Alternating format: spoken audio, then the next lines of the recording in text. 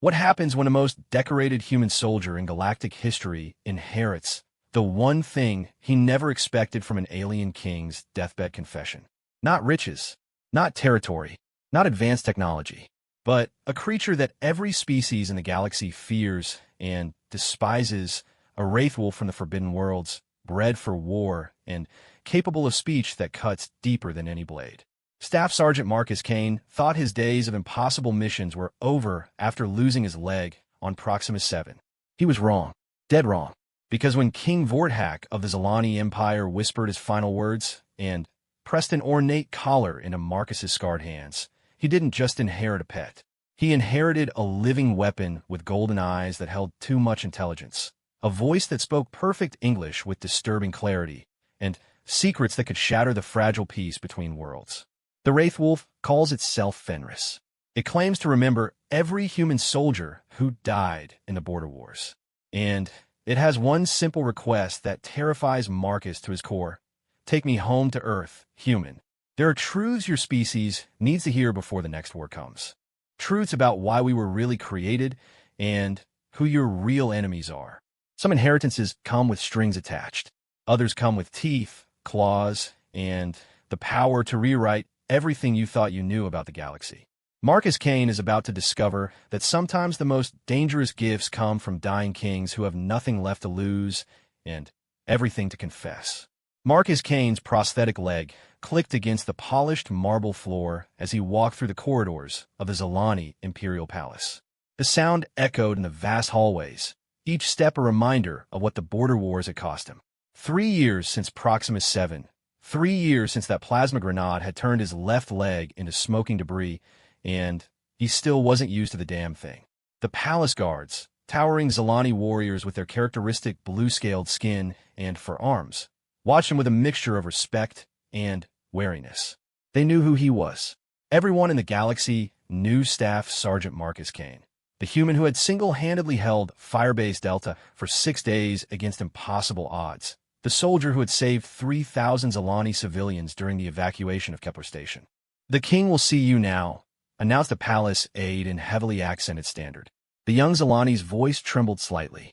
Even they were nervous about what was happening in the royal chambers. Marcus adjusted his dress uniform, the same blue and silver he'd worn when they'd pinned the Galactic Cross of Valor on his chest, and followed the aide through massive doors carved from some kind of alien wood that shimmered with an inner light. King Vorthak lay dying on a bed that could have housed a small family. The once mighty ruler of the Zalani Empire was a shadow of his former self, his scales dulled to a sickly gray, his 4 arms lying limp at his sides. But his eyes, those large silver eyes that had seen 4 centuries of galactic politics, were still sharp as laser cutters. "Marcus Kane," the king whispered, his voice carrying the authority of someone who had commanded fleets and conquered star systems. "Come closer, human friend." Marcus approached the bed, his prosthetic clicking on the stone floor.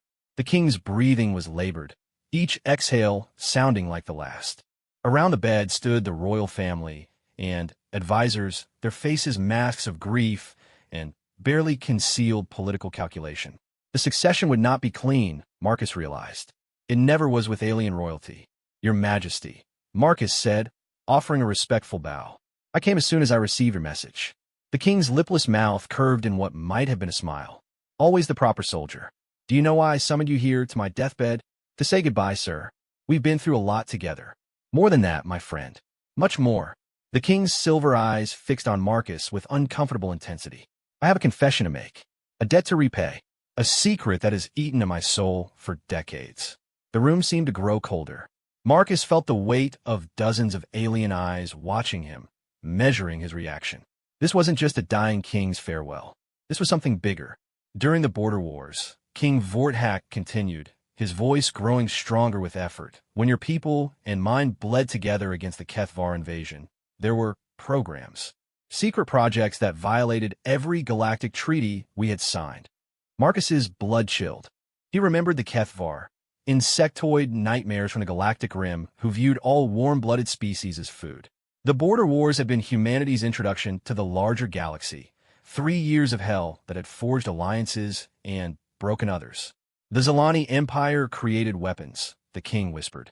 "Living weapons. Creatures bred from the DNA of the most feared predators in known space, enhanced with technology that should never have existed. We called them wraithwolves. The room erupted in whispers. Several royal advisors looked genuinely shocked. Apparently this secret had been kept from even the inner circle. Marcus felt his stomach drop. He'd heard rumors of wraithwolves during the war, whispered stories of shadow creatures that could tear through Kethvar battle lines like tissue paper. Most soldiers had dismissed them as propaganda. Your Majesty, why are you telling me this? The king's breathing became more labored. Because we used human DNA too. Human genetic material, taken from fallen soldiers. We told ourselves it was for the greater good, that we needed every advantage against the Kethvar. But we were wrong. So very wrong.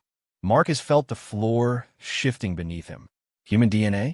Taken from fallen soldiers? His mind raced through the implications. Genetic theft, unauthorized experimentation, violations of human sovereignty that would spark outrage across Earth's colonies. The Wraithwolves were too successful, King Vorthak continued. Too intelligent, too aware. When the war ended and we tried to decommission them, they resisted. Most were hunted down and destroyed, but not all. I saved one. The last one. I've kept it imprisoned in the depths of this palace for 15 years, telling myself I was protecting the galaxy from a monster. The king's forearms moved with surprising strength, grasping something from beneath his bedsheets. It was a collar, not decorative, but clearly functional, made from some kind of metal Marcus didn't recognize, inscribed with symbols that seemed to shift and flow when he looked directly at them. I was wrong, the king whispered. It's not a monster. It's a person. A thinking, feeling being that we created and then abandoned. And, Marcus Kane, it remembers you. Remembers me? Your Majesty, I don't understand. Firebase Delta. The Kethvar siege. You held that position for 6 days with just 40 Marines against 2,000 insectoids. But you weren't alone, were you? You never reported everything that happened during those 6 days. You couldn't, because who would have believed you? Marcus's mouth went dry. Firebase Delta. The nightmare that had earned him the Galactic Cross and cost him his leg. 6 days of hell where reality had seemed to bend at the edges, where shadows moved wrong, and the enemy had died in ways that defied explanation. He tried to forget those details, tried to convince himself that the stress and lack of sleep had made him see things that weren't there. There was something else there, he said quietly. In the shadows. Fighting alongside us. I thought I was hallucinating from the stim shots. No hallucination. Wraithwolf 7, he calls himself Fenris, was assigned to protect Firebase Delta. The High Command thought a human outpost would be perfect cover for field testing our weapon. They didn't expect you to actually succeed in holding the position. The king pressed the collar into Marcus's hands. The metal was warm to the touch, almost alive. He saved your life a dozen times during that siege, Marcus Kane. You never saw him clearly, but he was there. And when the plasma grenade took your leg, he wanted to drag you to safety. We ordered him to retreat instead. Marcus stared at the collar, his mind reeling. Why are you giving this to me? Because I'm dying, and he deserves better than to rot in a dungeon for crimes he didn't choose to commit. Because the galaxy is changing, and humanity needs to know what we did. And because... The king's voice dropped to a whisper. Because when I told him I was going to free him, he asked for you specifically. He said humans understand second chances better than most species. The royal advisors were murmuring among themselves, their distress obvious. This was clearly not part of any succession plan they had discussed. One of them, a tall Zalani with the elaborate ceremonial scars of a military commander, stepped forward. Your Majesty, with respect, this is madness. The Wraithwolves are destroyed for good reason. They're unstable, unpredictable. This human cannot silence. The king's voice carried enough authority to stop the advisor mid-sentence. This is my final royal decree. The creature belongs to Marcus Kane now. He may do with it as he sees fit. Free it, contain it, or destroy it. That choice is his alone. Marcus looked around the room at faces filled with fear, anger, and political calculation. None of them wanted this responsibility falling to a human, an outsider. But the dying king's word was law, at least until his death made the succession crisis official. Your Majesty, I don't know anything about wraithwolves. I'm not a xenobiologist or an animal handler. I'm just a retired soldier with a bad leg and no idea what I'm doing with my life. King Vorthak's laugh was a weak rasp. Perhaps that's exactly what he needs.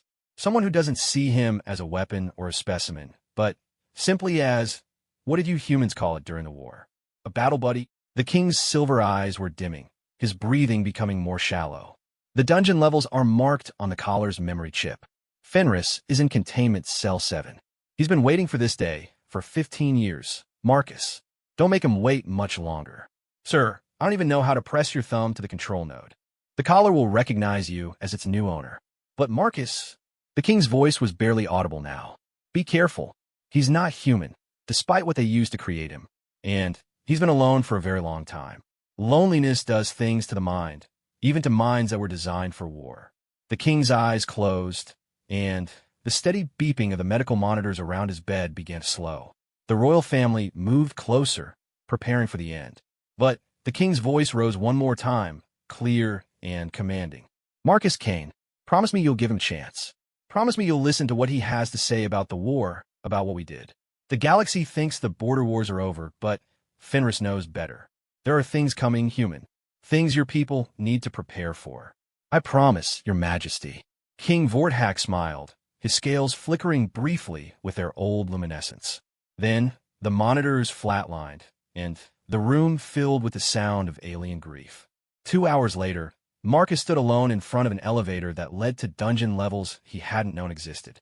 The collar felt heavier in his hands than it had any right to, and the symbols on its surface seemed to pulse with a faint inner light.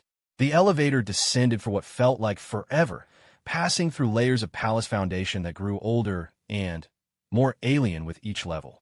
When it finally stopped, Marcus found himself in a corridor carved from living rock, lit by bioluminescent panels that cast everything in shades of blue and green. The air smelled of ozone and something else, something wild and predatory that made his hindbrain scream warnings about things with teeth and claws. His prosthetic clicked against the stone as he walked toward a door marked with the number 7, following the soft pulse of the collar's guidance system. The containment cell was larger than he'd expected, more like a luxury apartment than a prison.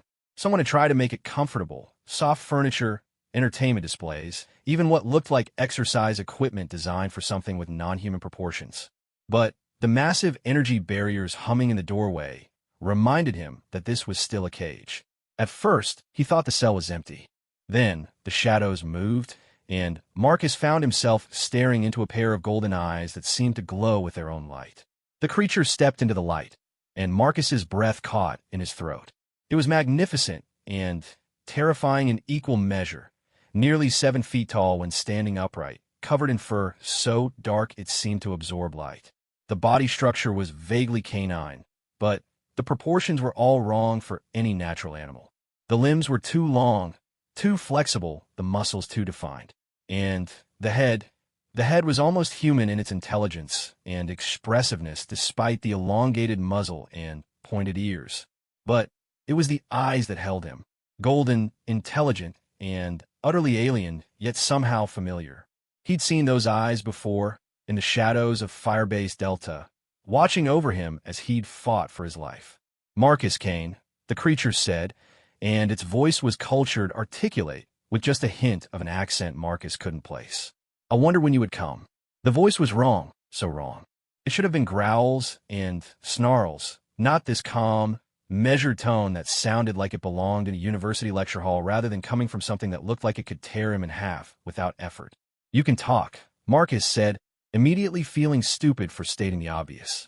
I can do many things that shouldn't be possible, the creature replied, sitting back on its haunches with fluid grace. I can speak 17 galactic languages, solve complex mathematical equations, and remember every detail of every battle I've ever fought. I can also tear through a Kethvar exoskeleton with my bare claws and track prey across 3 star systems by scent alone. The miracles of genetic engineering. Marcus held up the collar, and the creature's expression changed, hope mixed with something that might have been fear. King Vorthak is dead, Marcus said. He gave me this before he died. He said you belong to me now. The creature, Fenris, the king had called him, threw back his head and laughed. The sound was disturbing, too human coming from that alien throat. Belong to you? Oh, Marcus, if only it were that simple. I don't belong to anyone anymore. But I might choose to follow you, if you prove worthy of the honor. I don't understand. Fenris stood, moving with liquid grace to approach the energy barrier. This close, Marcus could see the intelligence burning in those golden eyes, the careful way the creature held itself, ready to fight or flee at a moment's notice. The collar isn't just a control device, human. It's a bond. Press your thumb to the control node, and you become my pack leader. Not my master, my partner.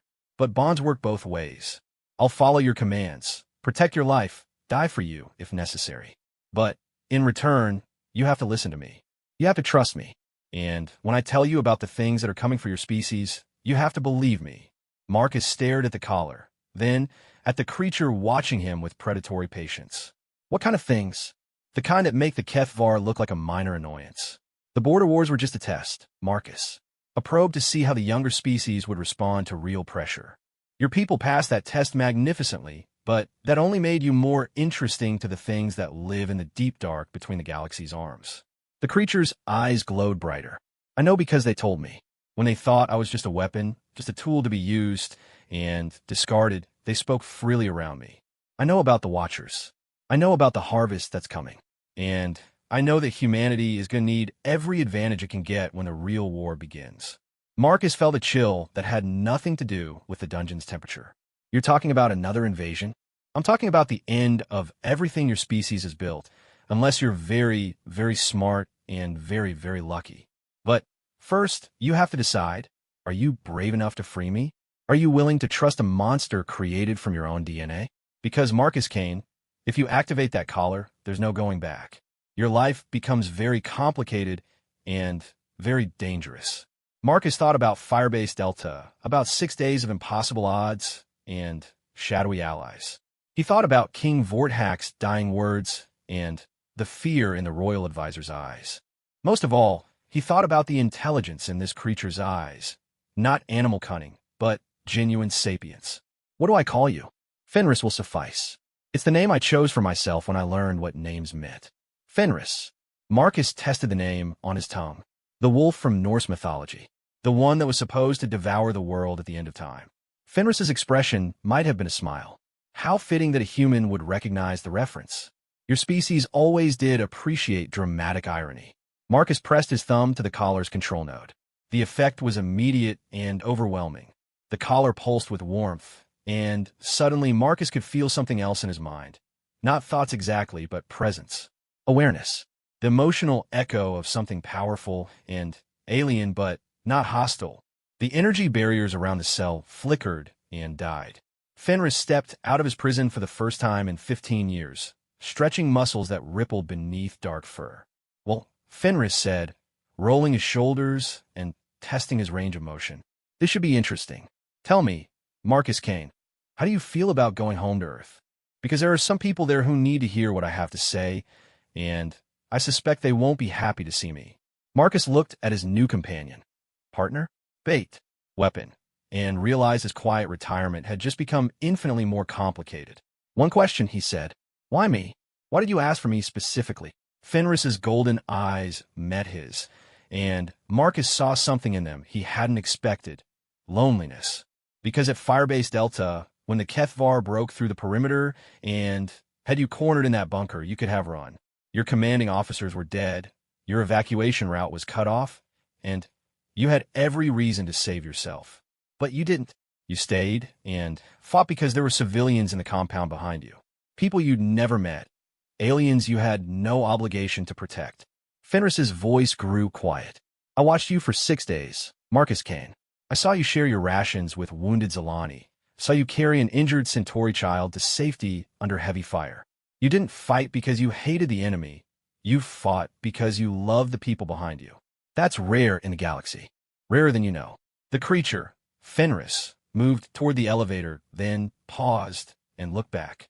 Also, you're the only human I've ever met who didn't try to shoot me first and ask questions later. That alone makes you worth following. As they rode the elevator back up toward the palace proper, Marcus couldn't shake the feeling that his life had just taken a turn toward the extraordinary, and possibly toward the terrifying. He was right on both counts. The transport ship Meridian's Pride was not built for passengers like Fenris. Marcus discovered this within the first hour of their journey back to Earth, when the Zalani crew members began avoiding entire sections of the ship, and the captain, a grizzled Centauri named Kex, cornered him in the ship's modest recreation area. "Kane, I need to know what that thing is," Captain Kex said, his four eyes blinking in a rapid pattern that indicated high stress among his species. "My crew is terrified. Half of them think it's some kind of demon, and the other half think it's going to eat them in their sleep." Marcus glanced toward the cargo bay, where Fenris had taken up residence, claiming the passenger quarters were too confining and smelled wrong. The truth was, Fenris made everyone nervous. Even Marcus, despite the strange mental connection the collar had created, found himself watching his new companion with a mixture of fascination and unease. "He's not a demon, Captain. He's complicated." "Complicated doesn't begin to cover it," Kex muttered. "Do you know what my ship's sensors are telling me about your friend? They're saying he doesn't exist. According to every scanner we have, there's nothing in that cargo bay but empty space. Whatever he is, he's invisible to our technology." That was news to Marcus. Invisible. More than invisible, he's like a hole in space. Thermal imaging shows nothing. Life sign detectors show nothing. Even the artificial gravity generators don't register his mass. It's like he's not really there, except we can all see him with our own eyes. Marcus felt the collar pulse against his chest where he wore it beneath his shirt. Through their bond, he could sense Fenris's amusement at the conversation. The wolf found the crew's fear entertaining rather than concerning. "I'll talk to him," Marcus said. "You do that. And Kane? Whatever that collar does, whatever connection you have with that creature, I need to know it's stable. Because if your pet goes feral in the middle of space, we're all dead." Marcus made his way to the cargo bay, his prosthetic echoing in the ship's corridors. He found Fenris exactly where he'd expected, perched atop a stack of shipping containers like some kind of alien gargoyle, golden eyes fixed on the viewport that showed the swirling chaos of hyperspace. "Enjoying the view?" Marcus asked. "Hyperspace is fascinating," Fenris replied without looking away from the window. "Did you know that each species perceives it differently? Humans see swirling colors. Zalani see geometric patterns. Centauri see something they describe as flowing music made visible. But I see the truth of it, which is..." Fenris finally turned those unsettling golden eyes toward him. "Pathways. Streams of possibility that connect every inhabited world in the galaxy. And something else, Marcus. Something that uses those same pathways to watch and wait." The temperature in the cargo bay seemed to drop several degrees. Marcus felt a chill that had nothing to do with the ship's environmental systems. "The captain says his sensors can't detect you." Fenris's laugh was that disturbing mix of human humor and alien harmonics. "Of course they can't. I was designed to be undetectable. Wraith wolves were the perfect stealth weapons. Invisible to technology, nearly silent in movement, able to appear anywhere the enemy least expected. But I can see you just fine, because you're bonded to me. The collar doesn't just let you give me commands. Marcus, it makes you immune to my natural camouflage. We're partners now, whether you like it or not." Marcus climbed onto the shipping containers to sit beside his companion, noting how Fenris moved slightly to give him room. For all his alien appearance, the wolf had clearly studied human body language and social cues. "Tell me about the things you mentioned," Marcus said. "The Watchers, the Harvest." King Vorthak seemed to think they were important.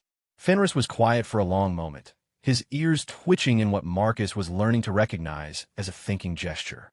"How much do you know about the galaxy's history, Marcus? The real history, not the sanitized version they teach in your military academies." "I know the basics. Multiple species evolved independently, made contact, formed the Galactic Council. Some conflicts over resources and territory, but mostly peaceful coexistence until the Kethvar showed up from the rim. All true as far as it goes, but incomplete." Fenris shifted position, his movements fluid and predatory even in relaxation. "The galaxy has been inhabited for millions of years, Marcus. Civilizations have risen and fallen long before your species discovered fire. And every few thousand years, something comes to harvest the younger races." "Harvest? You keep using that word, because that's what they call it. The Watchers, ancient beings that exist in the deep spaces between stars. They cultivate civilizations the way farmers cultivate crops. They wait for species to reach a certain level of development. Then they come to collect what they've grown." Marcus felt his stomach clench. "Collect what exactly?" "Everything. technology, genetic material, cultural knowledge, art, philosophy. They strip entire worlds bare, take the best specimens of each species for study, and leave the rest to die. Then, they seed new worlds with the primitive survivors and start the cycle again. The cargo bay suddenly felt very small and very cold. Marcus stared out at the swirling colors of hyperspace and wondered if something might be looking back. How do you know all this? Because the Zilani found traces of them. Archaeological evidence, ancient ruins, fragments of technology that shouldn't exist. When they created the Wraithwolf Project, they weren't just trying to build weapons to fight the Kethvar. They were trying to build weapons to fight something much worse. Fenris's golden eyes reflected the hyperspace distortions. The Kethvar invasion wasn't random. Marcus, it was a test. The Watchers wanted to see how the current generation of galactic species would respond to an existential threat. Would they work together? Would they develop new technologies? Would they prove worthy of harvest? And humanity passed this test with flying colors. Your species impressed everyone, Marcus. In 3 years of war, humans went from planetary isolation to galactic significance. You developed new tactics, new alliances, new technologies. You proved that given the right pressure, you could evolve at an exponential rate. Marcus understood, and the understanding made him sick, which made us valuable, extremely valuable. The Watchers prefer species that can adapt quickly, that can innovate under pressure. Humans are exactly what they've been waiting for. Through their bond, Marcus could feel Fenris's genuine concern. Despite his alien nature, despite being created as a weapon, the wolf cared about what happened to humanity. That realization was both comforting and disturbing. Why are you telling me this? What am I supposed to do with this information? Warn your people. Prepare them. The Watchers aren't coming tomorrow, but they are coming. Maybe in 5 years, maybe in 50. And when they arrive, the galaxy's current level of military technology won't be enough to stop them. Fenris stood, stretching muscles that moved wrong under his dark fur. There's something else, Marcus. The Wraithwolf Project wasn't entirely a Zilani creation. King Vorthak found references to it in those ancient ruins. Instructions, you might say, genetic templates, and enhancement protocols left behind by a previous civilization. You're saying the Watchers wanted the Wraithwolves to be created? I'm saying someone who knew the Watchers were coming left behind a way to fight them. And I'm the only successful result of that project still alive. Marcus felt pieces clicking together in his mind. That's why you want to come with me to Earth. You're not just carrying a warning, you're carrying a weapon. I'm a weapon, Marcus. The question is whether your species is smart enough to use me properly. Before Marcus could respond, the ship's intercom crackled to life. Captain Kex's voice filled the cargo bay, tight with stress. All passengers to emergency stations. We're dropping out of hyperspace immediately. Something's wrong. Through the bond, Marcus felt Fenris's sudden alertness, the shift from relaxed conversation to predatory readiness that happened too fast to follow. What is it? Marcus asked. Fenris was already moving toward the cargo bay doors, his movements silent despite his size. Trouble. I can smell it. They made their way to the bridge, where Captain Kex was staring at his displays with all 4 eyes wide with fear. The main view screen showed normal space, stars and cosmic dust, and the gentle curve of a planetary system in the distance. Captain, what's our status? Marcus asked. We've been pulled out of hyperspace, Kex replied, his voice shaking. Something grabbed us, yanked us back to normal space. That should be impossible. Nothing has that kind of power. Marcus looked at the tactical displays, noting the readings that made no sense. Where are we? The Vegas system. But that's not the problem. Kex pointed at a sensor reading that showed massive energy signatures approaching from the edge of the system. The problem is them. On the main screen, shapes resolved out of the darkness between stars. Ships, if they could be called ships, that dwarfed anything Marcus had ever seen. Organic curves and impossible geometry that hurt to look at directly, moving with purpose toward their small transport. Kethvar? Marcus asked, though he already knew the answer. No, Fenris said quietly. Something much worse. Through the bond, Marcus could feel the wolf's emotions, a complex mix of anticipation, fear, and something that might have been relief. As if Fenris had been waiting for this moment for 15 years. Captain, how long until they reach us? Marcus asked. At their current speed? 20 minutes. Maybe less. Can we run? Our hyperdrive was damaged when they pulled us out. We're stuck here until I can get it repaired. Marcus turned to Fenris, who was watching the approaching ships with predatory intensity. I don't suppose you have any suggestions? Actually, I do. Fenris's voice carried a note of anticipation that made Marcus's skin crawl. But you're not going to like it. Try me. We'll let them take us aboard. We'll let them think they've captured a helpless transport and its crew. And then Fenris's grin showed far too many teeth. Then I show them why the Wraithwolf project was considered such a success. Marcus stared at his alien companion, recognizing the same reckless courage that had kept Firebase Delta standing for 6 days against impossible odds. The same willingness to gamble everything on a plan that shouldn't work, but might. That's insane. Insane enough to work. These aren't Watchers, Marcus, they're scouts. Advance agents sent to evaluate current galactic defenses. They'll want to study us, catalog our capabilities. That means they'll keep us alive, at least initially. Captain Kex was listening to their conversation with growing horror. You're talking about surrendering to hostile aliens. That's suicide. No, Fenris said, his golden eyes gleaming with anticipation. That's hunting. These scouts have been gathering intelligence on galactic species for years. They know everything about Zilani capabilities, Centauri technology, human military doctrine. But they know nothing about Wraithwolves. Marcus felt the collar pulse against his chest, carrying emotions that weren't his own. The thrill of the hunt, the joy of finally being unleashed after years of captivity, the fierce protectiveness of a pack animal defending his territory. What do you need me to do?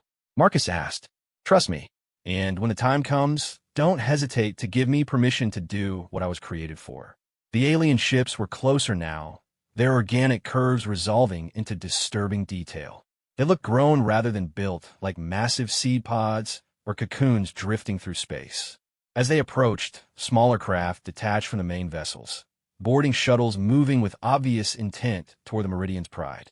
Captain, Marcus said, order your crew to offer no resistance. Tell them to act scared but cooperative.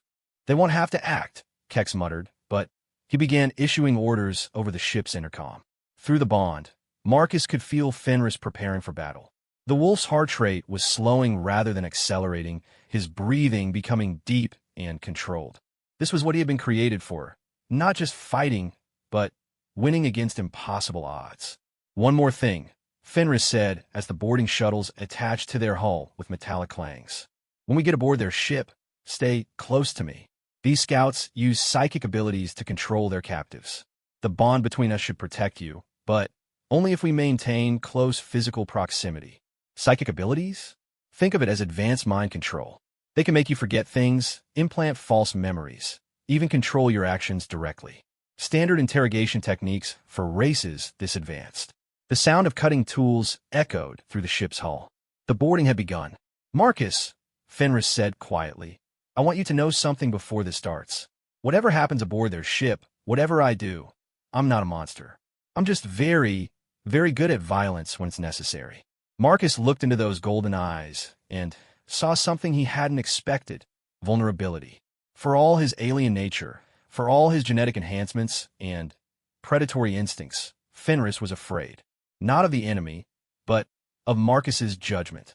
I know, Marcus said. I've seen you fight before, remember? At Firebase Delta. You saved my life. That was different. That was protecting humans from an invading force. This, Fenris paused as the cutting sounds grew louder. This is going to be hunting. And I'm afraid you might not like what you see when I hunt. Before Marcus could respond, the ship's hull was breached. Alien boarders flowed into the corridors, tall, stick-thin creatures in environmental suits that hid their features, but couldn't hide their obvious hostility. The crew of the Meridian's Pride was rounded up with efficient brutality. Marcus and Fenris were separated from the others, identified as persons of interest through some scanning method Marcus couldn't identify. As they were marched toward the boarding shuttles, Marcus felt the collar pulse with warning. Through their bond, he could sense Fenris cataloging every detail of their captors. Weak points in their armor, blind spots in their formation, the optimal sequence for eliminating threats. The wolf was already hunting, even while appearing to surrender. The alien ship's interior was as disturbing as its exterior. Organic corridors that pulsed with their own heartbeat, walls that seemed to secrete moisture, air that tasted of copper and ozone. Marcus's prosthetic leg had trouble finding purchase on the uneven, living floor. They were brought to what could only be described as a laboratory. Banks of incomprehensible equipment lined the walls, and in the center of the room sat a chair that was clearly designed for restraining unwilling subjects.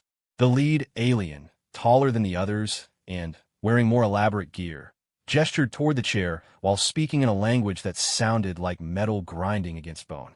"They want to examine us," Fenris translated quietly. "Starting with you, since humans are their primary interest." Marcus felt panic rising in his chest. "Can you get us out of this?" "Not yet. Let them start their examination.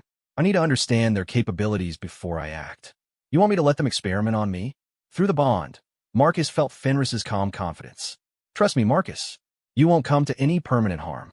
And what they learn about human psychology might prove useful to our species in the long run." Marcus allowed himself to be strapped into the examination chair, noting how the restraints seemed to adapt to his body shape. The aliens gathered around him, their instruments humming with alien energy. One of them placed something that looked like a metal crown on his head, and suddenly, Marcus's mind was invaded by foreign thoughts. Images flashed through his consciousness. Memories from the border wars, his childhood on Earth, private moments he'd never shared with anyone. But underneath the violation, he could feel something else. The bond with Fenris was acting like a firewall, protecting the deepest parts of his mind from alien intrusion.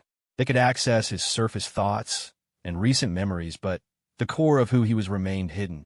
Through that protected connection, he felt Fenris moving. The wolf had been ignored by their captors, dismissed as either a pet or a prisoner of lesser importance. That oversight was about to prove fatal. The examination had been going on for perhaps an hour when everything went wrong for the aliens. Marcus felt it through the bond first. Fenris's transition from passive observation to lethal action. The wolf moved like liquid shadow, faster than Marcus's enhanced reflexes could follow. The first alien died before it realized it was under attack, Fenris's claws opening its throat with surgical precision. The second had time to make a sound, a keening wail that was cut short as powerful jaws closed around its head. The laboratory erupted in chaos.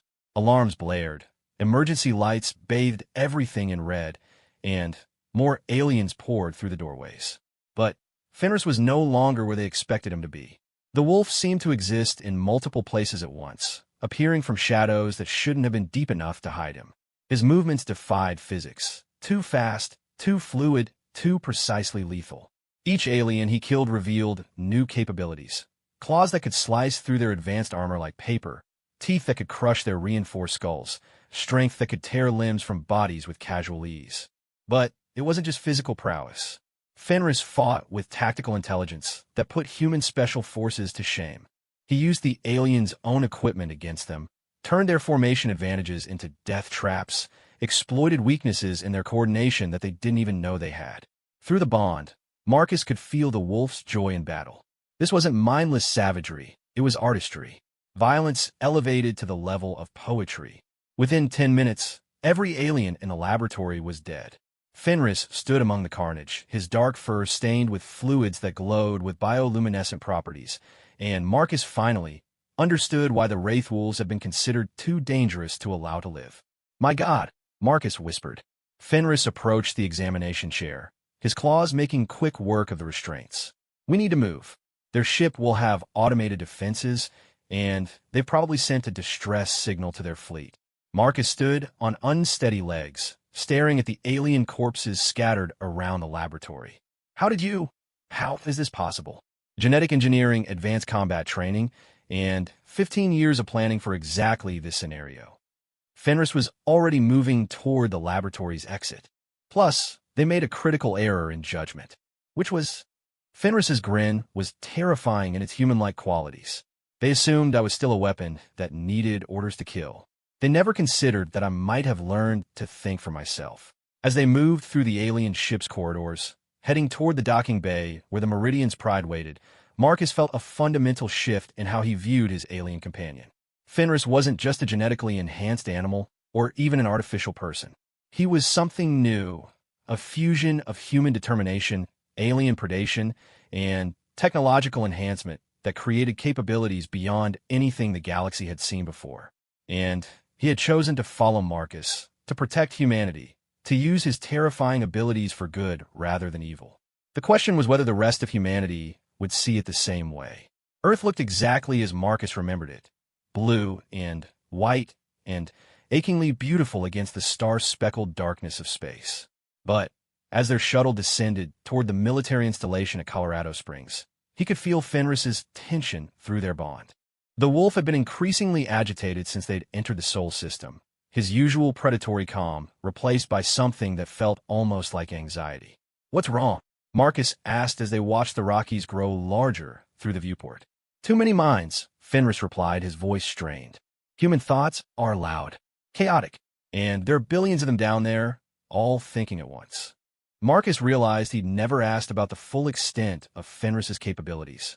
"You can read human thoughts?" "To some degree. It's stronger with the bond between us, but I can sense surface emotions and intentions from most humans within several kilometers. Usually it's just background noise, but Earth..." Fenris shuddered, a surprisingly human gesture. "Earth is like standing next to a nuclear reactor of psychic energy." The shuttle touched down on the military landing pad with a slight bump. Through the viewports, Marcus could see armed guards taking positions around them, standard procedure for any unscheduled arrival. But he had a feeling their reception was going to be more complicated than usual. General Harrison was waiting for them in the debriefing room, along with 3 people Marcus didn't recognize, 2 in military uniforms with intelligence insignia, and 1 in a civilian suit that screamed government scientist.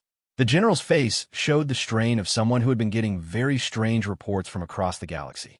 "Staff Sergeant Kane," General Harrison said, rising from his chair. "Welcome home. I wish I could say the circumstances were better." Marcus snapped to attention, muscle memory overriding the months of civilian life. "General, thank you for agreeing to see us on such short notice." "Us?"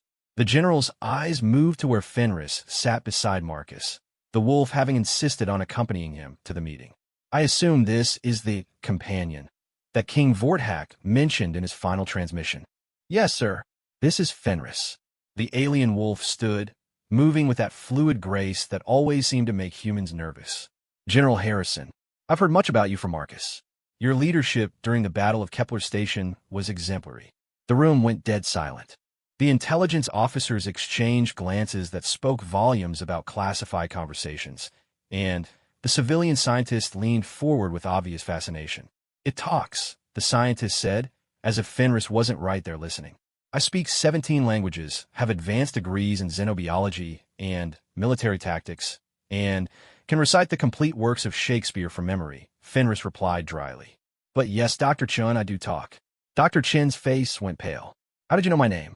"I wasn't introduced. Surface thoughts, Doctor. Your mind is quite active. Also, you're wondering whether my genetic structure could be replicated using current Earth technology. The answer is no, by the way. The Zilani had access to biotechnology that humanity won't develop for another century." General Harrison held up a hand before anyone else could speak. "Let's start from the beginning, Sergeant Kane. Your report mentioned an attack by unknown aliens. Tell me exactly what happened." Marcus gave a detailed account of the scout ship encounter, watching as the faces around the table grew increasingly grim. What he described Fenris's elimination of the alien boarding party, DR. Chin began taking rapid notes while the intelligence officers exchanged another round of significant looks.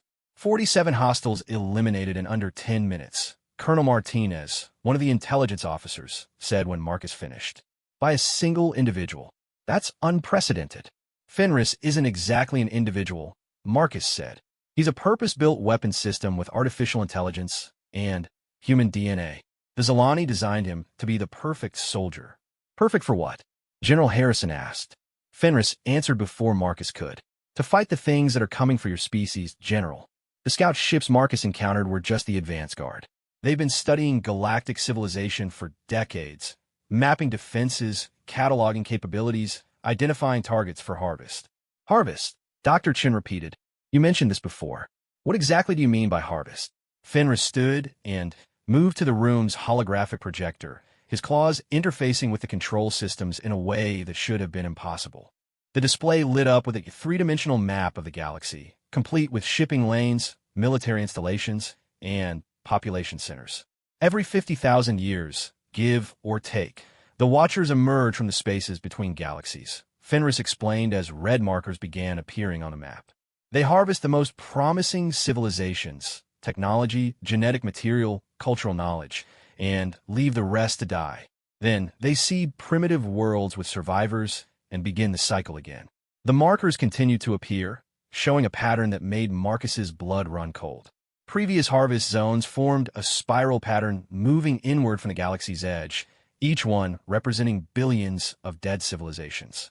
According to the archaeological evidence the Zelani uncovered, Fenris continued, the current galactic civilization is the fourth to reach this level of development. The previous three were all harvested completely. No survivors, no trace except ruins and fragments. Colonel Martinez leaned forward. Are you saying this has happened before? That entire civilizations have been wiped out. Not wiped out, harvested. There's a difference. The Watchers don't destroy out of malice. They collect out of necessity. They preserve the best specimens of each species, the most advanced technologies, the greatest cultural achievements. Everything else is discarded. Dr. Chin's stylus had stopped moving. How do you know all this? Because the Wraithwolf project wasn't entirely a Zelani creation. They found instructions in ancient ruins, genetic templates, and enhancement protocols left behind by someone who knew the Watchers were coming.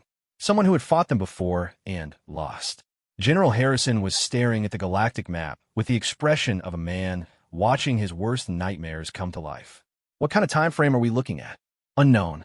The scout ships suggest active preparation for harvest operations, but the Watchers operate on geological timescales. It could be next year or next century. But you said the border wars were a test. Marcus interjected. That they were evaluating us. They were. And humanity passed brilliantly. Your species demonstrated exactly the kind of adaptability and innovation the Watchers prize most, which makes you a high-priority target. The room fell silent except for the hum of the air recycling systems. Marcus could feel the weight of the information settling on everyone present. The knowledge that humanity's greatest achievement might also be its death sentence. What do you suggest we do about it? General Harrison asked finally. Fenris's golden eyes reflected the holographic display. Fight, but not the way you fought the Kethvar. That kind of conventional military action would be useless against Watcher technology. You need to think differently. How differently? Colonel Martinez asked. Like humans. Your species' greatest strength isn't your technology or your military doctrine. It's your ability to find solutions that no one else would consider. The Watchers have harvested thousands of species, but they've never harvested one quite like yours. Dr. Chen looked up from her notes. What makes humans special? Unpredictability. Most species develop along predictable paths. They become more logical, more efficient, more specialized. Humans become more chaotic. You value individual creativity over collective efficiency. You make decisions based on emotion as much as logic. You're willing to die for abstract concepts like honor or freedom. Fenris moved away from the projector, his movements restless. To a Watcher mind, that kind of irrationality is fascinating. They'll want to study you extensively before harvesting. That gives us time to prepare. Us. Colonel Martinez caught the pronoun immediately. I wasn't created to fight the Kethvar, Colonel. I was created to fight the Watchers. Every enhancement, every capability, every instinct was designed with that purpose in mind. I am, quite literally, humanity's best weapon against an existential threat. Marcus felt the truth of that statement through their bond. Fenris wasn't boasting. He was simply stating fact. The wolf had been engineered specifically to kill things that were designed to be unkillable. Assuming we believe all this, General Harrison said carefully, what exactly are you proposing? A partnership. I train your special forces, share what I know about Watcher capabilities and weaknesses. In return, humanity provides me with the resources and support I need to prepare for their arrival. And what kind of resources are we talking about? Dr. Chen asked. Access to your most advanced research facilities, cooperation from your best scientists and military strategists, and, most importantly, legal protection. The general's eyebrows rose. Legal protection from what? Fenris's expression might have been a smile if it hadn't been so unsettling. From the rest of the galactic community. When they learn that humanity is harboring a Wraithwolf, there will be demands for my immediate destruction. Most species consider my kind to be abominations that should never have been created. Are they wrong? Colonel Martinez asked bluntly. Fenris considered the question seriously. From a certain perspective, no. I am an artificial being created for the express purpose of violence. I have capabilities that most natural evolution would never produce. I exist outside the normal categories of life, as most species understand them. He paused, his golden eyes meeting each person in the room. But I also choose to use those capabilities to protect rather than destroy. I could have killed Marcus at any time since we bonded. I could have slaughtered the crew of the transport ship. I could have torn through your guards on the way in here. Instead, I chose to come here peacefully to warn you, to offer my help. Marcus felt the sincerity of those words through their bond. Whatever Fenris was, whatever he had been created to be, he had evolved beyond his original programming. He had become something new, a person rather than just a weapon. There's another factor to consider, Fenris continued. The scout ship we encountered transmitted data before I destroyed it. The Watchers now know that humanity has access to Wraithwolf technology. That knowledge will accelerate their timeline, meaning they'll want to harvest you sooner rather than later, before you can develop countermeasures, before you can spread Wraithwolf enhancements to other humans. Dr. Chen looked up sharply. Is that possible? Could we create more like you? The original Zalani research is gone, destroyed when they decided the program was too dangerous. But I carry genetic memory of the enhancement process. With the right equipment and expertise, it might be possible to create new Wraithwolves. Human ones. The implications hung in the air like smoke. Marcus could see the gears turning in everyone's minds. The strategic possibilities, the ethical concerns, the sheer terrifying potential of an army of beings like Fenris. How long would something like that take? General Harrison asked. Years. Maybe decades. The process isn't just genetic modification. It involves technological integration that humanity doesn't currently possess. But it's theoretically possible. And in the meantime, I train your people. I teach them how to fight enemies that can't be killed by conventional means. And I prepare them for a war unlike anything the galaxy has ever seen. Marcus felt the meeting reaching a decision point. The faces around the table showed the strain of people being asked to make choices that could determine the fate of their species. I need to discuss this with the Joint Chiefs, General Harrison said finally, and with people considerably above my pay grade. In the meantime, Sergeant Kane, you and your companion are confined to base. I'm sure you understand the security concerns. Of course, sir. As the meeting broke up, Dr. Chen approached them with barely concealed excitement. Would you be willing to participate in some medical scans? Nothing invasive, just basic analysis of your physiology. Fenris looked to Marcus, who nodded. I suppose that would be acceptable, Doctor. Excellent. I have so many questions about your genetic structure, your technological integration. Dr. Chun, Fenris interrupted gently. Might I suggest you approach this as if you were studying a colleague rather than a specimen? I find I'm more cooperative when I'm treated as a person rather than an object of scientific curiosity. The doctor's enthusiasm dimmed slightly as she realized the implications of what she'd been saying. Of course, I apologize. I sometimes forget that intelligence and personality aren't limited to naturally evolved species. No offense taken. It's a common mistake. As they left the debriefing room, Marcus could feel Fenris's tension increasing again. The base was full of people, and their combined mental presence was clearly affecting the wolf. Are you going to be okay? Marcus asked as they were escorted to temporary quarters. I'll adapt. I always do. Fenris paused at the doorway to their assigned room. Marcus, there's something I need to tell you. Something I haven't mentioned about the bond between us. What is it? It's stronger than I initially explained. The collar doesn't just let you give me commands and protect you from my psychic abilities. It creates a genuine empathic link between us. Over time, that link will deepen. Marcus felt a chill. What do you mean by deepen? I mean, you'll start to share some of my capabilities. Enhanced reflexes, improved senses, greater resistance to physical damage. In return, I'll become more human in my thinking patterns, my emotional responses. You're saying we're becoming more alike? I'm saying we're becoming partners in the truest sense. Two minds working toward the same goals, sharing strengths and covering weaknesses. It's not something that was planned. It's an emergent property of the bonding process. Marcus stared at his alien companion, trying to process the implications. Are you telling me I'm going to stop being human? No, you'll always be human, Marcus. But you'll be an enhanced human. Stronger, faster, more capable than baseline Homo sapiens. Fenris's golden eyes showed genuine concern. I wanted you to know before the changes became obvious. You deserve to make an informed choice about whether to continue our partnership.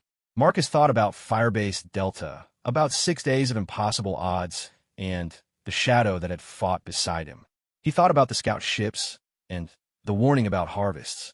He thought about humanity's future and his role in protecting it. I made my choice when I activated the collar, he said finally. Whatever we're becoming it together. Fenris's relief was palpable through their bond. Thank you, Marcus. You won't regret this decision. I hope not, because something tells me things are going to get very complicated very quickly. Through the base's windows, Earth continued its ancient rotation, blue and beautiful and unaware that its children were planning for a war that hadn't been fought in 50,000 years. 3 months after the meeting at Colorado Springs, Marcus barely recognized himself in the mirror. The changes had been gradual, but unmistakable. His reflexes were faster, his senses sharper, his prosthetic leg no longer felt like a foreign attachment. Most unsettling of all, his eyes had begun to show flecks of gold that matched Fenris's gaze.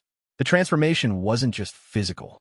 He could sense emotions from people around him now, feel their surface thoughts like whispers at the edge of consciousness. The world had become richer and more complex, but also more overwhelming. He was beginning to understand why Fenris found human population centers so difficult to tolerate. Your neural integration is proceeding faster than I expected, Dr. Chen said as she reviewed the latest batch of scans. The makeshift laboratory at the Colorado facility had expanded dramatically over the past months, now rivaling some of Earth's most advanced research institutions. Is that good or bad? Marcus asked, watching the holographic display of his brain activity. Unknown. We have no baseline for comparison. You're the first human to undergo Wraith-Wolf bonding, so every day brings new data points. Through the observation window, Marcus could see Fenris working with a team of Special Forces soldiers in the expanded training facility. The Wolf had proven to be an exceptional instructor, able to demonstrate combat techniques that shouldn't have been possible for any living creature. How are they adapting? Marcus asked, nodding toward the training session. Better than expected. Your partner has a gift for teaching. He's able to break down complex maneuvers into components that human minds can process and execute. Marcus watched as Fenris demonstrated a technique for fighting multiple opponents simultaneously, a flowing dance of violence that used momentum and positioning to turn enemies' own strength against them. The human soldiers were getting better, but they still moved like humans trying to imitate something alien rather than truly understanding the principles involved. Doctor, Marcus said carefully, has there been any progress on the enhancement project? Dr. Chen's expression grew troubled. Some. We've managed to isolate several key genetic sequences from Fenris's samples. But the technological integration component is proving more challenging than anticipated. What kind of challenges? The Zilani biotechnology that created the Wraith Wolves operated on principles we don't fully understand. It's not just genetic modification. It's fundamental restructuring of biological systems at the cellular level. Attempting to replicate it with our current technology would likely be fatal to the subject. Marcus felt a chill of disappointment that he knew came from Fenris through their bond. The Wolf had been hoping that humanity could develop enhanced soldiers quickly enough to make a difference when the Watchers arrived. How long until we might have a breakthrough? Years, possibly decades. The gap between our biotechnology and what created Fenris is enormous. Through the window, Marcus watched as one of the soldiers, Lieutenant Sarah Mitchell, a Marine who had volunteered for the enhanced training program, attempted to replicate one of Fenris's more complex maneuvers. She moved well, better than any baseline human should have been able to, but still far short of Wraithwolf capabilities. There might be another option, Dr. Chen said quietly. What do you mean? Partial enhancement. Rather than attempting to create new Wraithwolves, we could potentially modify existing humans with some of the less complex improvements. Enhanced reflexes, improved sensory capabilities, increased resistance to physical damage. Marcus felt a spike of interest from Fenris. The Wolf had been eavesdropping on their conversation through their bond, as he often did. What would that involve? Voluntary subjects would undergo a series of genetic therapies based on simplified versions of the Wraithwolf enhancements. The process would be safer than full transformation, but the results would also be more limited. How limited? Perhaps 20 to 30% improvement in physical capabilities. Enhanced healing, better reflexes, improved stamina. Nothing like Fenris's abilities, but significant enough to give humans an edge in combat situations. Marcus considered the implications. An army of partially enhanced soldiers might not be able to match Wraithwolf capabilities, but they would be far superior to baseline humans. Against conventional enemies, such enhancements could be decisive. Have you discussed this with the Joint Chiefs? Preliminary discussions only. There are significant ethical concerns about human enhancement programs. Memories of certain historical precedents make people nervous about genetic modification. Marcus understood. The specter of past eugenic programs cast a long shadow over any discussion of human enhancement, no matter how well-intentioned. What does Fenris think about the partial enhancement option? Dr. Chen glanced toward the training facility. He's ambivalent. He believes it would be better than nothing, but he's concerned that partially enhanced humans might become overconfident. The difference between enhanced human capabilities and Watcher technology is still enormous. Through their bond, Marcus felt Fenris's frustration. The wolf understood the threat they faced better than anyone, and he was growing increasingly anxious about humanity's ability to prepare in time. The training session was ending. Marcus watched as the soldiers filed out of the facility, their faces showing the exhaustion that came from pushing physical limits beyond normal human endurance. Lieutenant Mitchell approached the observation window, her movement showing the fluid grace that came from weeks of training under an alien instructor. "Sergeant Kane," she said as she entered the laboratory area, "could I speak with you for a moment?" "Of course, Lieutenant." Mitchell glanced at Dr. Chun, who took the hint and moved to another part of the lab. When they had relative privacy, the lieutenant's professional demeanor cracked slightly. "Sir, I need to ask you something, and I need an honest answer." "Go ahead." "The things Fenris is teaching us, the combat techniques, the tactical principles, they're beyond anything human military doctrine has ever developed. But, more than that, they're designed to fight enemies that conventional weapons can't touch." Marcus nodded. "That's correct." "Sir, exactly what kind of threat are we preparing for? Because what I'm learning in there, it's preparation for a war against gods." The statement hit closer to truth than Mitchell probably realized. Marcus looked at the young Marine, bright, capable, dedicated to protecting her species, and felt a weight of secrets that were too large for any one person to carry. "Lieutenant, what I'm about to tell you is classified at levels that officially don't exist. Do you understand?" "Yes, sir." Marcus gave her a condensed version of the Watcher threat, watching as her expression shifted from skepticism to horror to grim determination. When he finished, Mitchell was silent for a long time. "Sir, if this is true, if we're facing enemies that can harvest entire civilizations, then partial enhancement isn't going to be enough, is it?" "Probably not." "Then, we need to push harder. We need to find volunteers willing to undergo the full transformation process, regardless of the risks." Marcus felt Fenris's attention sharpen through their bond. The wolf had been listening to their conversation with growing interest. "Lieutenant, the full Wraithwolf transformation has never been successfully performed on a human subject. The risks, with respect, sir, the risks of not trying are worse. If we're facing extinction, then we need to be willing to take extreme measures." Before Marcus could respond, alarms began blaring throughout the facility. Emergency lighting bathed the laboratory in red, and Dr. Chen rushed back to their section of the lab. "What's happening?" Marcus asked. "Incoming transmission from the orbital monitoring station," Dr. Chen replied, activating the main communication system. "Priority Alpha alert." The main display activated, showing the face of Admiral Reynolds, commander of Earth's Orbital Defense Network. His expression was grim. "Colorado Springs, this is Admiral Reynolds. We have a situation developing in the outer system. Multiple unidentified contacts approaching from the direction of Proxima Centauri." Marcus felt his blood turn cold. "How many contacts, Admiral?" 17 ships of unknown configuration. They're not responding to communication attempts, and their approach vector suggests hostile intent.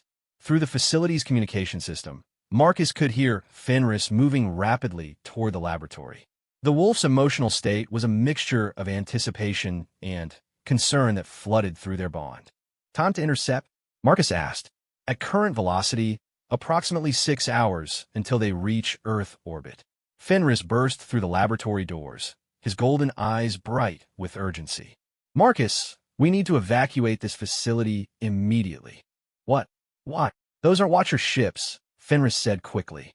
They're Kethvar, a retribution fleet sent to eliminate the humans who destroyed their scout vessels. Dr. Chen looked confused. But the Kethvar were defeated in the border wars. The peace accords were signed with the Kethvar government, Fenris interrupted. These are rogue elements. Splinter groups who refuse to accept defeat. They've been gathering strength in the outer darkness for 3 years. Admiral Reynolds' voice cut through their conversation. Colorado Springs, we're detecting weapon signatures on the approaching vessels. Plasma torpedoes, antimatter charges, and something our sensors can't identify. Admiral, Marcus said, what's the status of Earth's defensive fleet? Mobilizing as we speak, but we're outnumbered 3-1. These ships are larger and more heavily armed than anything we encountered during the border wars. Lieutenant Mitchell stepped forward. Sir, request permission to prepare the enhanced soldiers for combat deployment. Denied, Lieutenant. They're not ready for this level of engagement. Then what do you suggest? Mitchell asked. Fenris moved to the communication console, his claws interfacing with the controls. Admiral Reynolds, this is Wraithwolf 7. I need you to patch me through to the fleet commanders. There was a moment of silence before Admiral Reynolds responded. Wraithwolf 7? I wasn't aware there were any survivors of that program. There's one survivor, Admiral, and I have tactical information that might help even the odds. The display split to show multiple faces, fleet commanders, tactical officers, and defense coordinators throughout the solar system. Marcus could see the shock and uncertainty in their expressions as they looked at Fenris. The Kethvar ships approaching Earth are using quantum shielding technology, Fenris explained quickly. Standard kinetic weapons and energy blasts will be largely ineffective. But they have a weakness. Their shielding can't compensate for gravitic distortions. Gravitic weapons? One of the fleet commanders asked. We don't have any ships equipped with that technology. No, but you have something better. Jupiter's gravity well, combined with precisely timed antimatter detonations, can create artificial gravitational waves that will disrupt their shielding. Marcus watched as the tactical officers began running calculations. The plan was insane, requiring split-second timing and coordination across multiple ship squadrons. It was also humanity's only chance. The timing would have to be perfect, Admiral Reynolds said. Any miscalculation could destroy our own fleet. I can provide that timing, Fenris replied. I have detailed knowledge of Kethvar ship configurations and tactical protocols. But I need to be aboard one of your command ships to coordinate the attack. Through their bond, Marcus felt Fenris's determination and underlying fear. The wolf was willing to put himself in harm's way to protect Earth, but he was also terrified of failing. Fenris, Marcus said quietly, I'm going with you. No, the risk, we're bonded. Your timing will be better if I'm there to help coordinate your thoughts. Dr. Chen stepped forward. If you're both going into combat, you should take these. She produced 2 devices that looked like advanced communication units. Prototype neural interfaces based on Wraithwolf biotechnology. They'll allow real-time coordination between enhanced individuals. Lieutenant Mitchell approached as well. Sir, request permission to accompany you with a team of enhanced soldiers. Lieutenant, your people aren't ready. With respect, sir, none of us are ready for this. But we're what humanity is right now. Marcus looked around the laboratory at faces filled with determination and fear in equal measure. Outside, Earth continued its rotation, unaware that its children were preparing for a battle that would determine the planet's survival. Admiral Reynolds, Marcus said, we'll be aboard your flagship in 1 hour. Have your tactical teams ready to implement Fenris's battle plan. Understood. And Sergeant Kane? Yes, sir. Good hunting. As the connection closed, Marcus felt the weight of responsibility settling on his shoulders. In 6 hours, Earth's orbital defenses would face their greatest test since the end of the border wars. The outcome would depend on the tactical genius of an artificial wolf, the courage of partially enhanced soldiers, and the desperate ingenuity of a species that refused to accept defeat. Through their bond, he felt Fenris's confidence building. The wolf had been created for war, and war was coming to Earth. For the first time since his freedom, Fenris would be able to do what he was designed for, protect humanity from extinction. Marcus just hoped it would be enough. The flagship Terra Nova felt alive with tension as Marcus and Fenris made their way to the tactical command center. Enhanced soldiers moved through the corridors with purpose, their modified genetics allowing them to function efficiently in the high-stress environment of an imminent space battle. Lieutenant Mitchell and her team had indeed accompanied them, and their presence brought a sense of grim determination to the ship's crew. Admiral Reynolds met them at the command center doors, his weathered face showing the strain of commanding humanity's last line of defense. Sergeant Kane, Fenris. Tactical analysis shows the Kethvar fleet will reach engagement range in 47 minutes. I hope your plan is more than theoretical. Fenris moved immediately to the tactical display, his claws interfacing with the control systems in ways that made the human technicians nervous. The holographic representation of the solar system bloomed to life, showing Earth's defensive fleet positioned in multiple layers around the planet. Admiral, I need you to redistribute your forces, Fenris said, his voice carrying the authority of someone who had fought this enemy before. The Kethvar will expect humanity to defend from a static position. Instead, we're going to use their own tactical doctrine against them.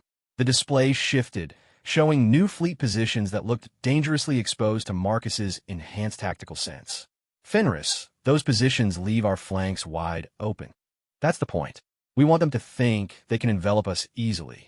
Kethvar tactical philosophy prioritizes overwhelming firepower concentrated at perceived weak points. They'll commit their heaviest ships to exploiting what they see as gaps in our formation. Admiral Reynolds studied the projection with obvious skepticism. And when they do, Jupiter's gravity well becomes our weapon. The fleet positions I've designated will allow us to channel the Kethvar ships into a specific approach vector, one that passes close enough to Jupiter for gravitational manipulation. Dr. Chen's voice came through the communication system from Earth. Admiral, we've finished the calculations on the antimatter detonation sequence. The timing windows are extremely narrow, but theoretically possible. Marcus felt Fenris's confidence through their bond, but also his underlying anxiety. The plan required perfect coordination between dozens of ships, precise timing that allowed for no margin of error, and the assumption that Kethvar tactics hadn't evolved since the border wars. What if they've changed their approach? Marcus asked. They haven't, Fenris replied with certainty. Kethvar military doctrine is based on genetic memory passed down through their warrior castes. They're incapable of significant tactical innovation. It's bred out of them to ensure unit cohesion. Lieutenant Mitchell approached the tactical display, studying the enemy formation as it approached Earth's outer defenses. Sir, their ships are larger than anything from the border wars. How do we know our weapons can penetrate their hulls, even if we disrupt their shielding? We don't, Fenris admitted. But humanity has one advantage the Kethvar haven't accounted for. You adapt faster than any species in known space. Your fleet commanders have 3 years of technological development behind them, including reverse-engineered Kethvar technology. Admiral Reynolds activated the fleet-wide communication channel. All ships, this is Admiral Reynolds. We are implementing Tactical Plan Omega. Fleet commanders, check your position assignments, and prepare for emergency maneuvers on my mark. Through the command center's viewports, Marcus could see the first signs of enemy contact, distant flashes of light as long-range sensors picked up the approaching Kethvar fleet. The ships themselves wouldn't be visible for several more minutes, but their energy signatures painted an ominous picture on the tactical displays. 17 ships, Admiral Reynolds muttered, each one large enough to sterilize a continent. Admiral, Fenris said quietly, there's something I haven't told you about this engagement. The Kethvar aren't just here for revenge, they're here to collect data. What kind of data? Intelligence about human tactical capabilities, fleet strength, technological advancement. Everything they gather here will be transmitted to the main Kethvar fleet, which is massing in the Vegas system. Marcus felt his enhanced hearing pick up dozens of whisper conversations throughout the command center as the implications sank in. This wasn't just about defending Earth. It was about preventing the enemy from gathering information that could be used in future attacks. How large is the main fleet? Admiral Reynolds asked. Conservative estimate? 300 ships. Maybe more. The command center fell silent except for the hum of electronic systems and the distant vibration of the ship's engines. Earth's entire defensive fleet consisted of 43 vessels, most of them smaller than a single Kethvar dreadnought. Sir, Lieutenant Mitchell said quietly, if the main fleet is that large, defending Earth conventionally would be impossible. Which is why we need the Wraithwolf enhancement program, Marcus said. Enhanced humans operating enhanced ships with enhanced tactics. It's our only chance for long-term survival. Through their bond, Marcus felt Fenris's emotional response to the conversation. Determination mixed with something that might have been hope. For the first time since his creation, the wolf was fighting alongside allies who understood the true scope of the threat they faced. Contact, one of the sensor technicians called out. Kethvar fleet entering visual range. 17 confirmed hostiles, bearing 27 Mark IV. The main display shifted to show the enemy vessels in terrible detail. They were massive, organic-looking constructs that seemed to have been grown rather than built. Weapon ports along their hulls glowed with contained energy, and their approach formation spoke of overwhelming confidence. Admiral, the communications officer reported, incoming transmission from the lead Kethvar vessel. Put it through. The display filled with an image that made Marcus's enhanced senses recoil in disgust. The Kethvar commander was a nightmare of chitin and mandibles, its compound eyes reflecting the light from its ship's bridge. When it spoke, the translation software struggled to convert its clicking, chittering language into standard English. Human defenders of the third planet. I am Swarm Leader Vexthak of the Kethvar Retribution Fleet. You will surrender your defensive vessels and submit to harvesting protocols. Resistance will result in the sterilization of your world. Admiral Reynolds stepped forward, his voice steady despite the circumstances. This is Admiral Reynolds of the Earth Defense Fleet. Your presence in this system violates the peace accord signed after the border wars. Withdraw immediately or face the consequences. The Kethvar commander's laugh was the sound of breaking glass. Peace accords signed by cowards and weaklings. The true Kethvar recognize no such agreements. You will surrender or die. The transmission cut off, and Marcus could feel the tension in the command center ratchet up another level. Around them, human crew members prepared for a battle that would determine not just their own survival, but the survival of their entire species. Fleet status report, Admiral Reynolds called out. All ships report ready for combat. Antimatter charges armed and positioned according to Tactical Plan Omega. Fenris moved to stand beside Marcus, his presence both comforting and alien. Through their bond, Marcus could feel the wolf's battle readiness, a calm, predatory focus that transformed anxiety into deadly purpose. Marcus, Fenris said quietly, when the battle begins, I need you to interface directly with the ship's tactical systems. Your enhanced neural capacity, combined with my combat experience, will give us coordination capabilities no single human could achieve. What about the crew? Won't they resist taking orders from an AI? Not orders, suggestions.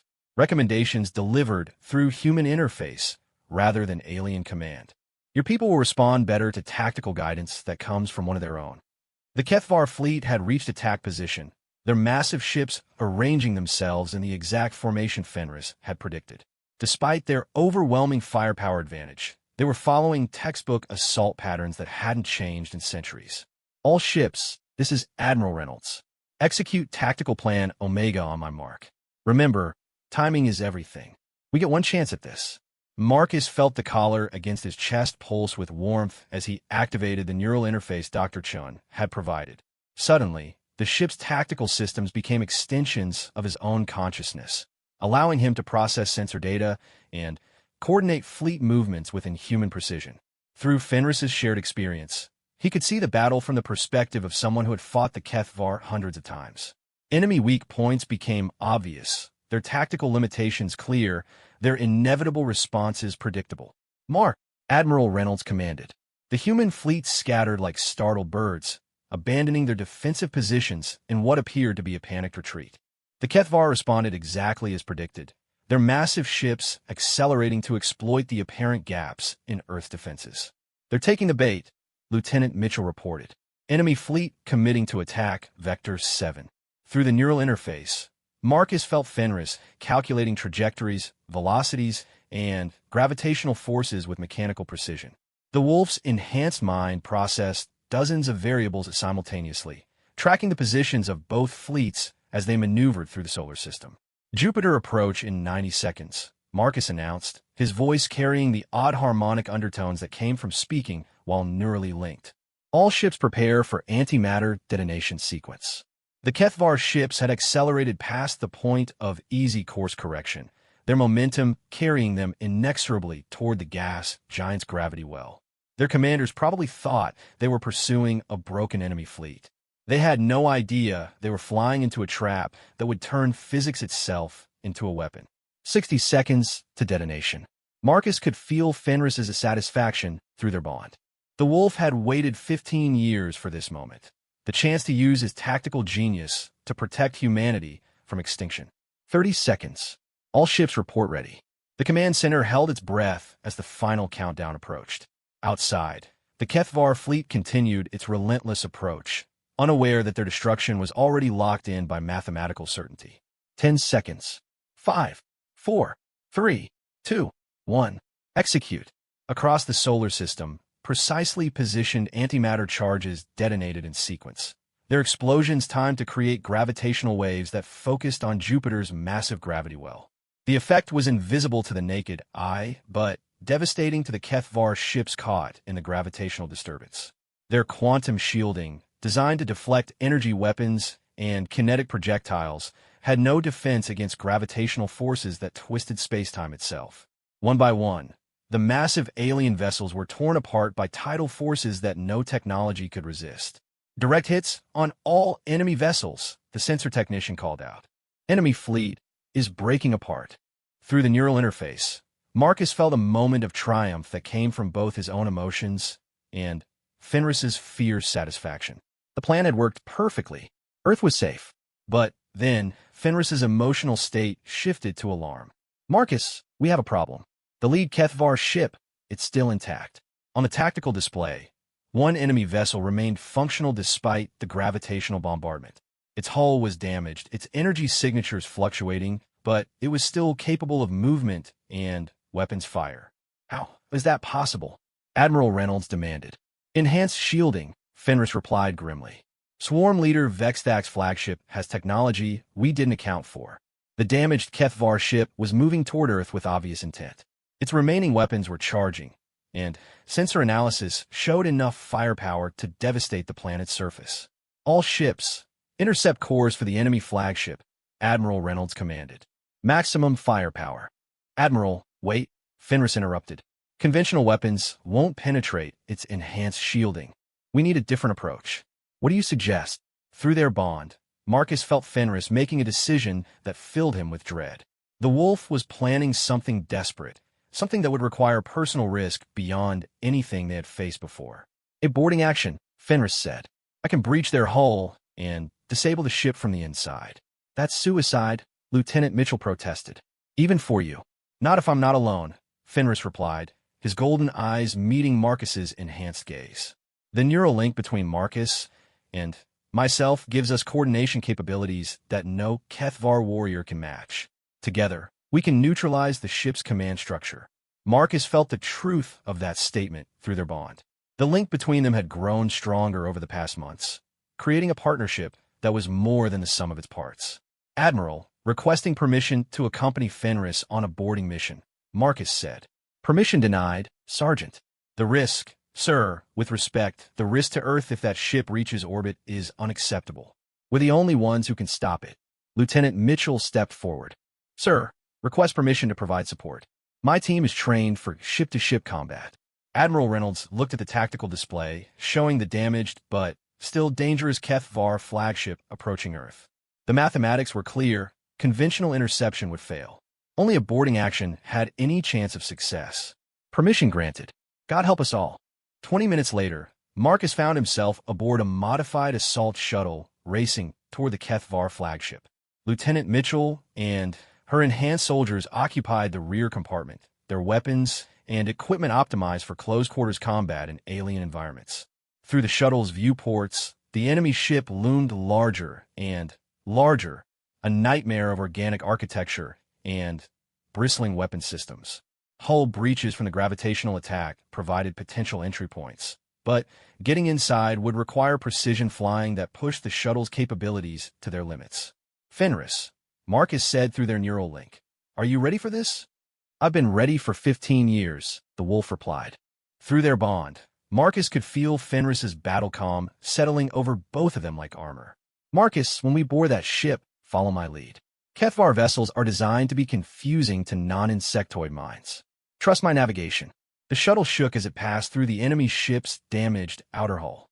Emergency lights bathed the interior in hellish red illumination, and the air tasted of ozone and alien pheromones. Lieutenant Mitchell and her team secured the entry point while Marcus and Fenris oriented themselves in the alien environment. The ship's corridors were sized for beings much larger than humans, with architectural features that seemed to follow organic rather than geometric principles. Command Center should be in the central spire, Fenris said, his enhanced senses reading environmental cues that would have been invisible to baseline humans. But we'll have to fight through approximately 50 meters of defended territory. The first Kethvar warriors they encountered demonstrated why the insectoid species had been such formidable enemies during the border wars. 8 feet tall and covered in natural armor, they moved with inhuman speed and coordination that would have overwhelmed any conventional boarding party.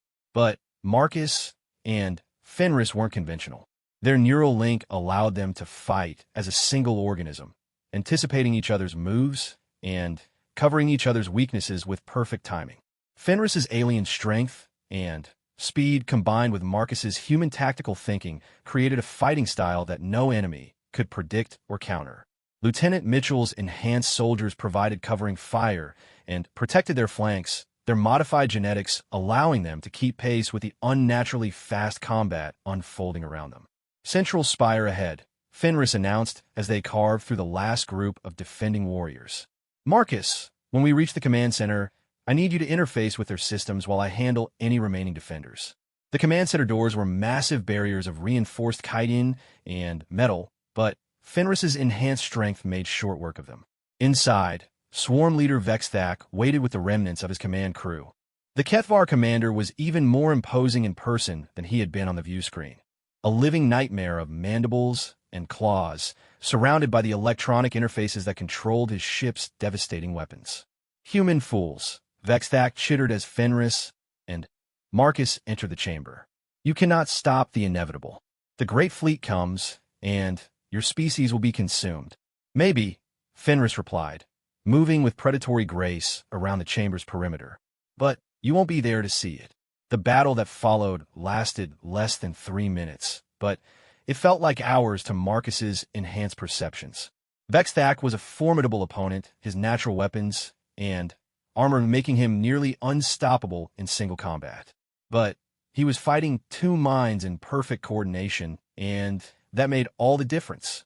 While Fenris engaged the Kethvar commander directly, Marcus interfaced with the ship's control systems, using his enhanced neural capacity to navigate alien software architecture.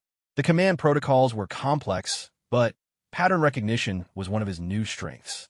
Got it, Marcus announced as he found the ship's self-destruct sequence, initiating emergency shutdown of all weapon systems. Around them, the ship's lights dimmed as its combat capability drained away. Vexthak's final charge at Fenris became a death lunge as the wolf's claws found the gap between chitin plates at the base of the alien skull. All enemy weapons offline. Lieutenant Mitchell reported from her position at the chamber entrance. The ship is effectively neutralized. Marcus felt a wave of exhaustion wash over him as the adrenaline from combat began to fade. Through their bond, he could sense Fenris's satisfaction at completing his mission, but also something deeper, a sense of purpose finally fulfilled. Fenris, Marcus said as they prepared to return to their shuttle. What happens now? The threat is over. This threat is over, the wolf corrected. But there are other threats coming. The Kethvar main fleet, the Watcher harvest, species we haven't even encountered yet. Humanity needs protectors, Marcus. And we're just getting started. As they returned to the Terra Nova, Marcus reflected on how much had changed since that day in the Zalani Palace when a dying king had pressed a collar into his hands. He had inherited more than just an alien wolf. He had inherited a destiny. Earth was safe for now, but the galaxy was vast and full of dangers that humanity was only beginning to understand. Enhanced soldiers, Wraithwolf technology, the strange bond between human determination and alien capability. These are just the first steps in humanity's evolution into something new. Through their bond, he felt Fenris's agreement. The wolf had found something he had never expected when he was created in a Zalani laboratory. Not just a purpose, but a partner. Someone who understood that strength without wisdom was just destruction, and wisdom without strength was just philosophy. Together, they would help humanity prepare for whatever came next. Because in a galaxy full of ancient powers and existential threats, the partnership between human creativity and alien capability might be the only thing standing between Earth and extinction. The war was over, but the real work was just beginning. 6 months later, Marcus stood in a new laboratory facility, watching Dr. Chen supervise the first volunteer for the Enhanced Soldier Program. The volunteer was Lieutenant Mitchell, whose courage during the Kethvar battle had earned her the right to be humanity's second partially enhanced warrior. Neural integration proceeding normally, Dr. Chen reported. Enhanced reflexes, improved sensory capability, increased healing factor, all within acceptable parameters. Through the observation window, Marcus could see other volunteers waiting their turn. Humanity was learning to adapt, to enhance itself, to become something new in response to the challenges of a dangerous galaxy. Marcus, Fenris said quietly, I have a confession to make. What is it? When King Vorthak gave you that collar, when I asked for you specifically, it wasn't just because of Firebase Delta. Marcus turned to look at his alien partner. What do you mean? I chose you because I could sense your potential. The genetic markers that would allow successful bonding, the neural patterns that would accept enhancement. You were already becoming something new, Marcus. I just helped you realize it. Marcus considered this revelation, then found himself smiling. So you're saying you didn't just inherit me from a dying king. You chose me. We chose each other, Fenris corrected. And we're going to choose what humanity becomes next. Outside the laboratory windows, Earth continued its ancient rotation.